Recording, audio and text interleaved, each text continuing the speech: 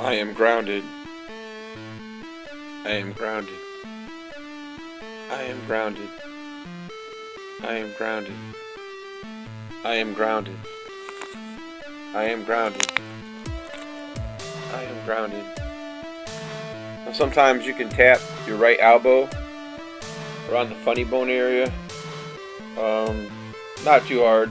Um, the reason that I say this is if there's times that you ever accidentally bump your elbow on your funny bone, and it's like boom, you get that funny bone pain, which isn't funny, but it's immediately grounding. I don't suggest that you hit it hard, but I just use that as a tap zone for grounding because of the effects of the times that I have bumped it, whether it's the concept of etheric travel or your mind's wandering or you want a little bit more focus, whatever it is.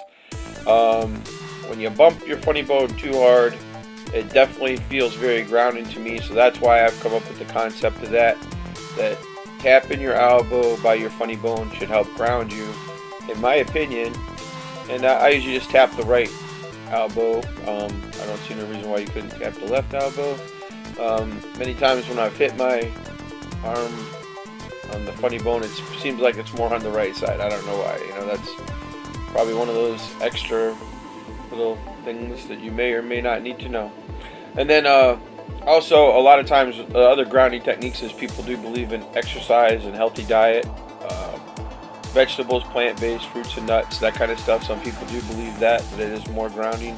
The healthier that you eat, the more grounded you stay connected to the earth, for different reasons. Exercise, they've always said, can help keep you grounded. Some of the metaphysical parts more is like some people believe walking in the fresh dirt and your bare feet helps reconnect you to the earth and is grounding. Sometimes your feet probably do need to breathe, and it's probably not good to be in synthetic socks all day all the time. So if you got a place where you can actually walk around and don't have to worry about what you're stepping on, whether it's the fresh clay or dirt or probably even the sand or walking in the water, whichever way you ground, everybody's technique can be different.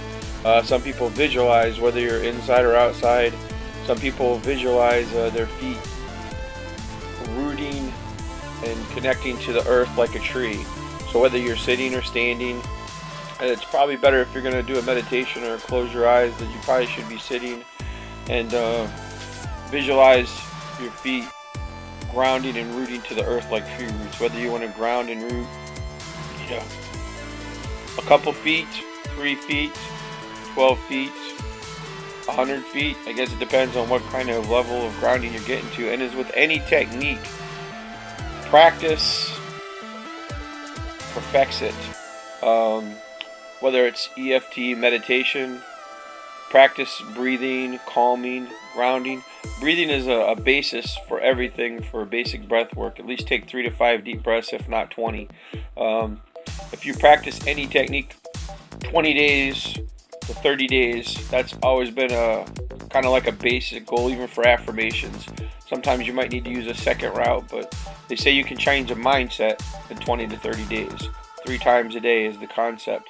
So if you're trying to attain something, achieve something, develop a new skill, set a new mindset, whatever it is in life, whether it's spiritual based or reality based, for people that want to quit smoking, they say, focus on that.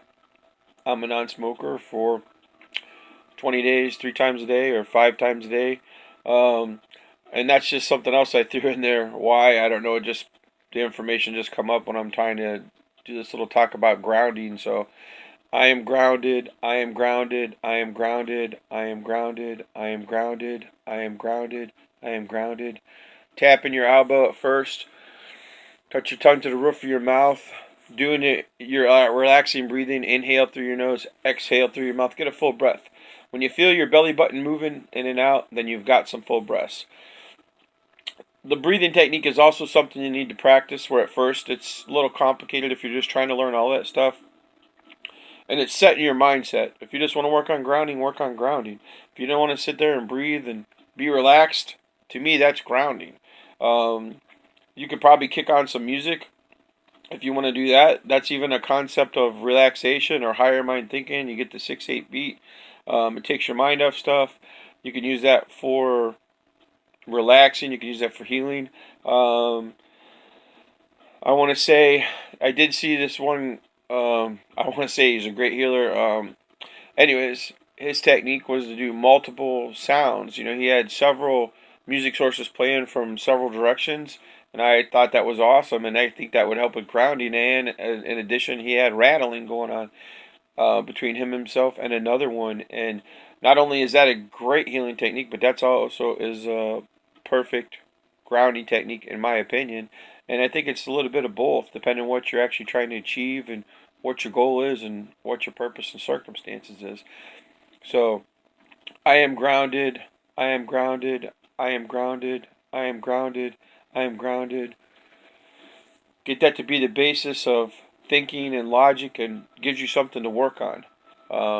So that's just phase one of many things, but it's a place to start when some people are feeling disconnected. And I'm sure there's many other things you can do. That's just some of the basics that I know of is the simple 2 or 3 breaths, 3 breaths to 5 breaths, whatever, and then just relaxing. Some people look up at the angle. I don't remember the actual angle it is, but when you're sitting there, if you were looking straight ahead and then you look up and then you look over towards 1 to 1:30 to 2 o'clock, that kind of angle there is what I'm saying. Some people look up to that. Some people call it looking to the heavens. Some people use it as a relaxing thought. Some people use it for higher thinking. When you're looking down a lot, I noticed a long time ago you recycle through the past. So when they say keep your head up, keep your head up, especially if you're trying to ground. If you're looking down too much, unless you're trying to reflect the past, because I knew this, something told me something was about it. When you're looking down a lot, you're reflecting the past. And then I got confirmation later, I don't remember where I was at, and something or somebody had told me about it, and I do believe that that is true. So when you got your head up, when you're looking up towards the future, as they call it, even that one angle, looking to the heavens. When you're looking down, it's more to the past. When you're looking straight ahead, you're in the current or the present. Whether, beyond that, that's different. So if you're going for the grounding concept, I'd say definitely keep your head up and maybe look up, depending on what you're trying to do. If you're trying to reflect the past, look down. So, I am grounded. Breathe. I am grounded. I am grounded. I am grounded. Just telling yourself the thought of the intent, especially if you're trying to learn a new skill or if you're trying to ground yourself, is part of the concept, because you're trying to impress your mind, your subconscious mind, your super subconscious mind, and many other things are involved. So if it's your first time doing it, obviously this is more for the beginner than somebody that may be more experienced and have their own ways or other techniques to do. This is just for a basic concept of, all right, let's start somewhere.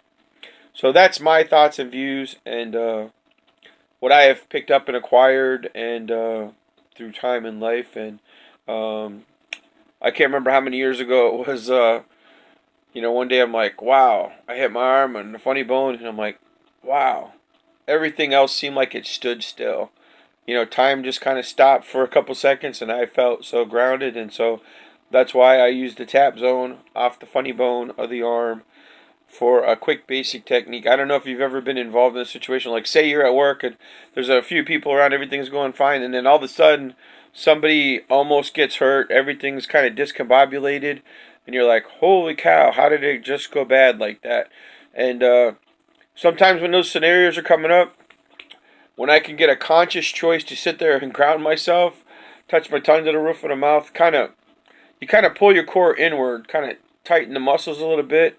If you're sitting down, one of the techniques to kind of ground yourself and deflect some of the negative is to cross your feet, cross your arms, pull your core in, and pull your core into the root chakra. And tap zones, definitely. At that point, I'm tapping the funny bone. If I'm standing, I might cross my arms a little bit and tap the funny bone. And that's to see that something good hopefully will happen. As far as that, if you're in a scenario that might feel like it could go not so well, and it's giving you the grounding and clarity to see clearly past it, that the good will ensue and everything will be fine and it will work out to the best that it can and the best of its ability. So that's my concept of the grounding, and I hope you like this video. Please share with your friends if they're interested in the grounding video. Thank you for a like, a subscribe, a pass it on. And like I said, this is just my basic concept of the grounding. And, you know, to me, it's probably more for the novice than the more experienced. But then again, you wouldn't believe how many techniques you could pick up here and there and from other sources, and you just might learn something new. So it's just all a matter of opinion and how you feel about life, the way you are, and what you believe. So if you want to leave some comments on, you know, some of your techniques, pass it on to other people, feel free. We're always looking for positive content and comments. So thank you much. Have a great one. Take care. Talk to you soon.